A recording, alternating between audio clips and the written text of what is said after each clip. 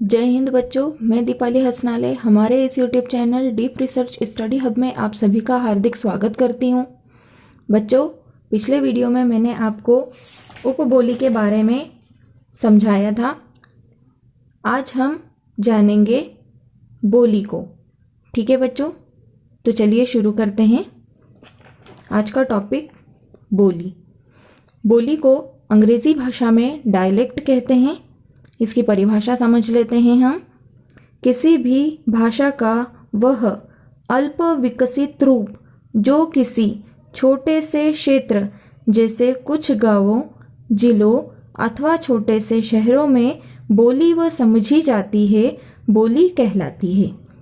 अर्थात बच्चों, यहाँ पर यह बताया गया है कि बोली का मतलब होता है भाषा का वह अल्प विकसित रूप, मतलब थोड़ा सा डेवलप्ड रूप जो कि छोटे से क्षेत्र जैसे कि कुछ गांवों में या कुछ जिलों में या फिर छोटे छोटे शहरों में बोली या समझी जाती है, ऐसी भाषा को ही हम बोली कहते हैं। ठीक है बच्चों, उदाहरण है खड़ी बोली।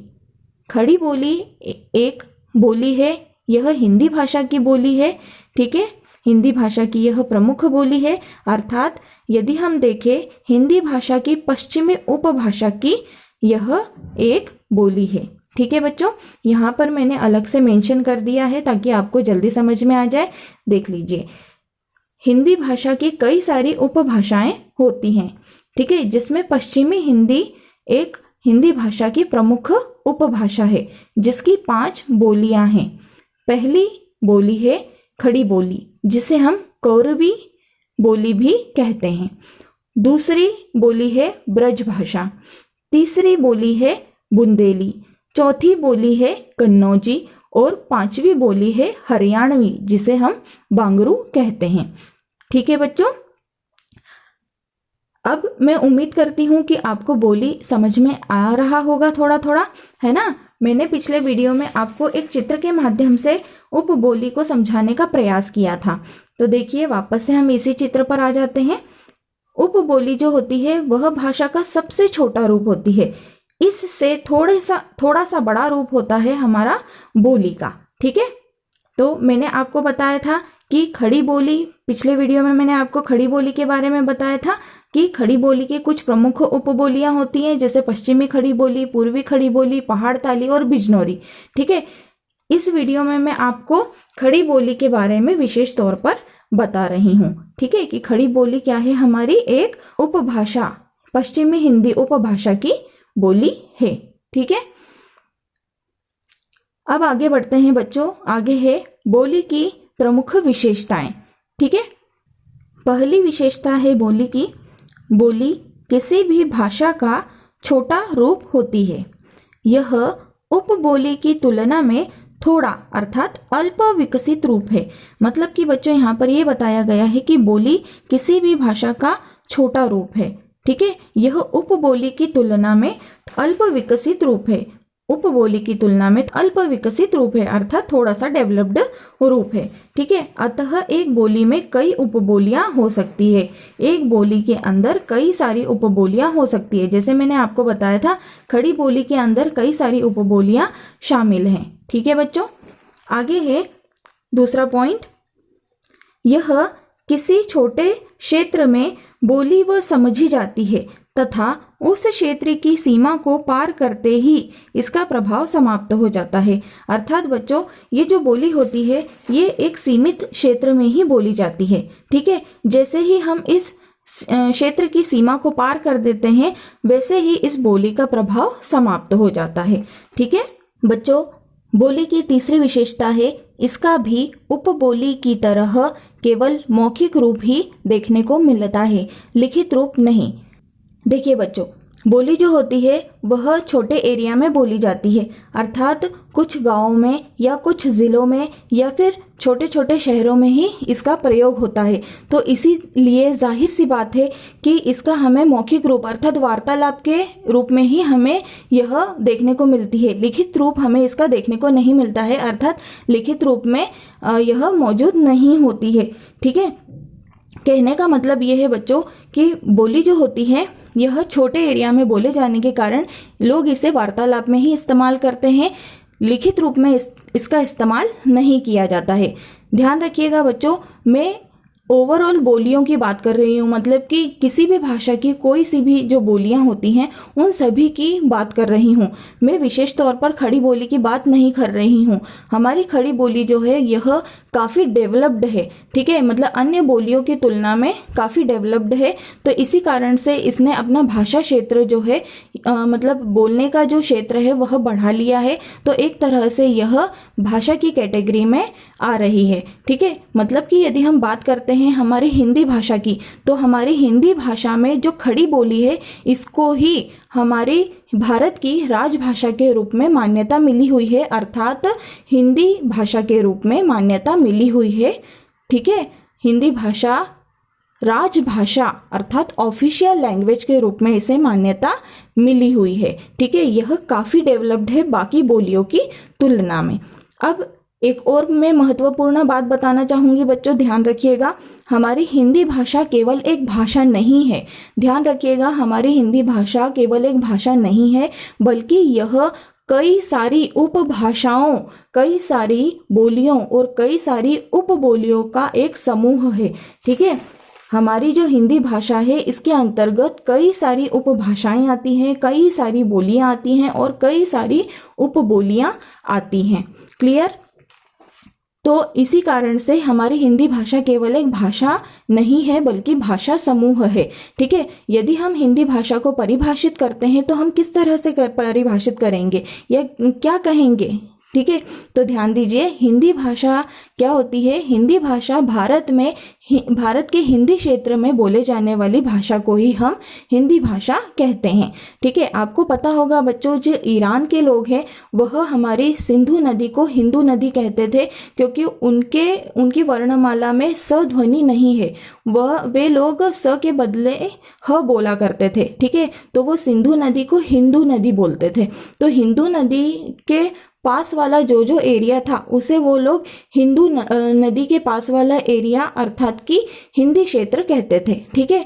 तो इस तरह से हिंदी क्षेत्र में बोले जाने वाली भाषा को ही उन्होंने हिंदी भाषा कहा है। तो इस तरह से हिंदी क्षेत्र में, अर्थात यदि मैं बात करती हूँ हिंदी क्षेत्र कौन कौन से हैं, तो ध्यान रखिएगा, हमारा जो भारत का उत्तरी हिस्सा, इसके बाद पश्चिमी हिस्सा, मध्य हिस्सा और जो पश्चिमी हिस्सा है ये अधिकतर हिंदी भाषा क्षेत्र कहलाता है, ठीक है।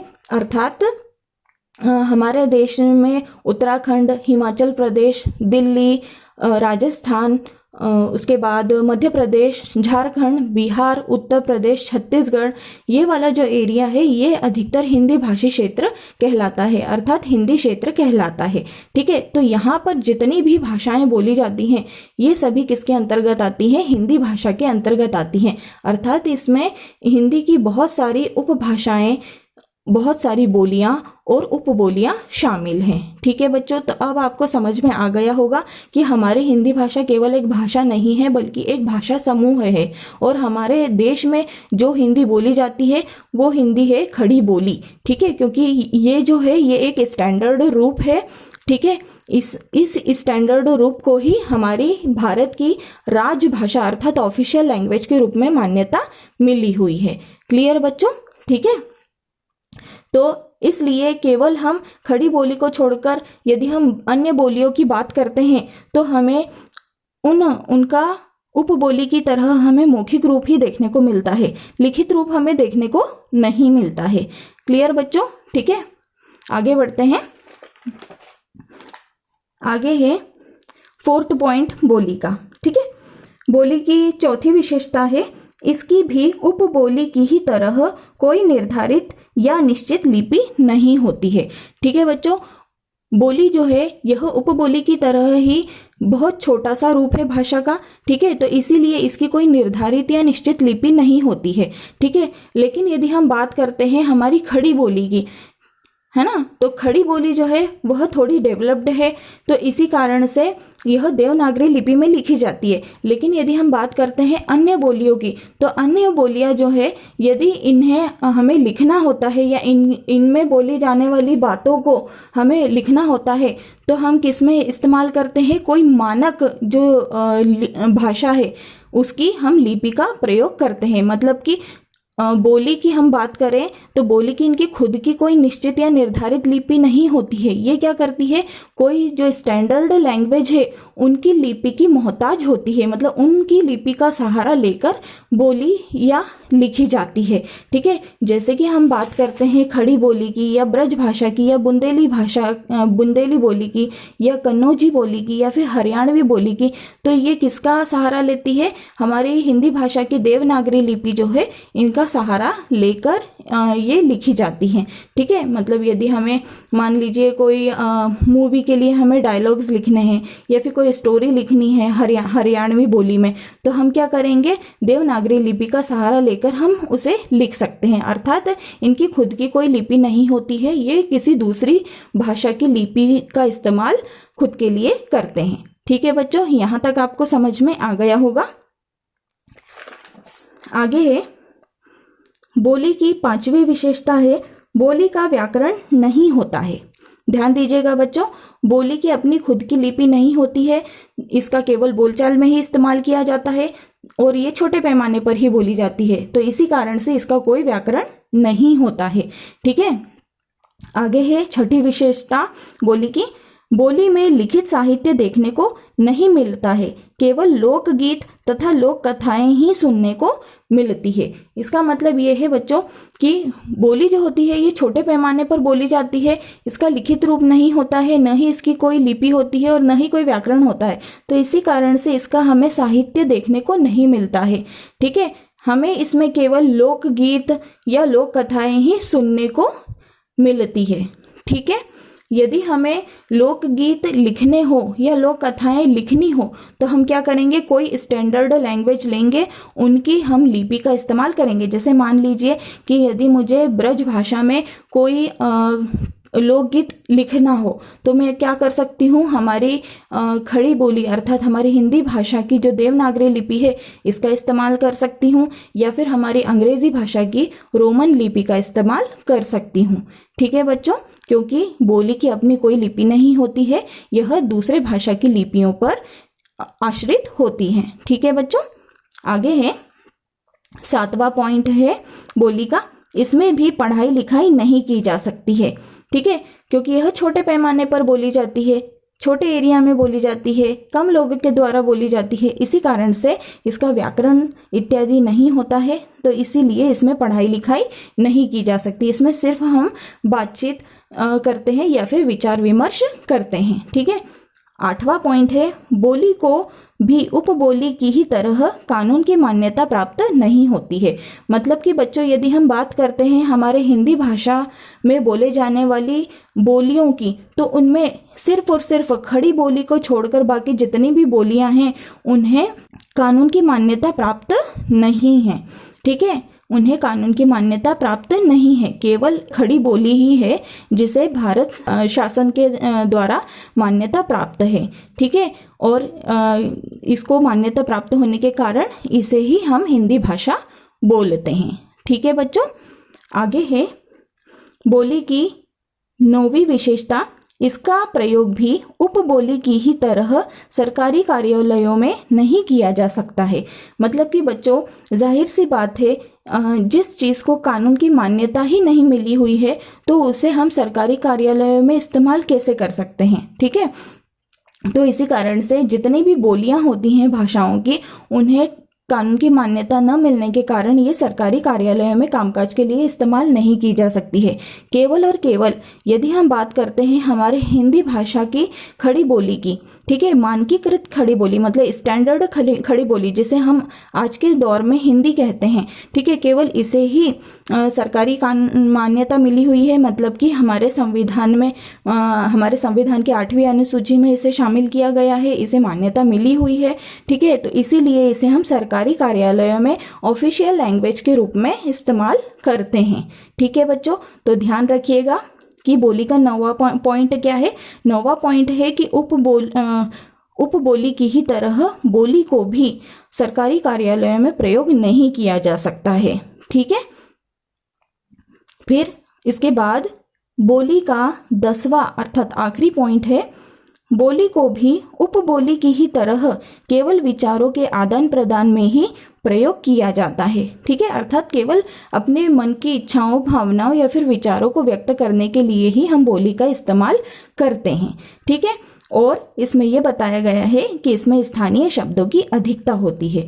ठीक है, स्थानीय शब्द मतलब कि जिस जगह पर जो बोली बोली जाती है, लोग क्या करते हैं, वो अपने मन से ही कोई ना कोई शब्द गढ़ लेते हैं या रच लेते हैं या विकसित कर लेते हैं और उनका प्रयोग वाक्यों में करना शुरू कर देते हैं। ठीक है, जैसे यदि हम मालवी भाषा की मालवी बोली की बात करें, है ना, तो मालवी बोली में नहीं को लोग नी बोलते हैं, मतलब मुझे ये नहीं चाहिए, ऐसा बोलने के बजाय वो क्या बोलेंगे, मुझे ये नी चाहिए। तो ये नी जो शब्द है बच्चों, तो ये क्या है, उन्होंने स्थानीय लोगों ने खुद ने ही इसे विकसित कर लिया है। ठीक है बच्चों, तो इस तरह से हमें क्या देखने को मिलता है कि बोली और उपबोली में हमें स्थानीय शब्दों की अधिकता देखने को मिलती है। जैसे हम बहुत को बहुत बोल देते हैं, है ना, तो इस तरह से वो लोग अपने हिसाब से ही शब्दों को रच लेते हैं या विकसित कर लेते हैं। ठीक है बच्चों, उम्मीद करती हूँ आपको बोली अच्छी तरह से समझ में आ गई होगी। आगे के वीडियो में हम उपभाषा के बारे में जानेंगे। बच्चों, यदि मेरा आज का ये वीडियो आपको पसंद आया हो तो इसे ज़रूर लाइक करें, अपने दोस्तों के साथ इसे शेयर करें, मेरे चैनल को सब्सक्राइब करें और बेल आइकॉन को प्रेस करना न भूलें ताकि आपको मेरे लेटेस्ट वीडियोस के नोटिफिकेशन समय समय पर मिलते रहें। और हाँ, और आपके विचारों को कमेंट के माध्यम से मुझे ज़रूर बताएं। फिर मिलते हैं बच्चों अगले वीडियो में। अभी के लिए इतना ही। जय हिंद।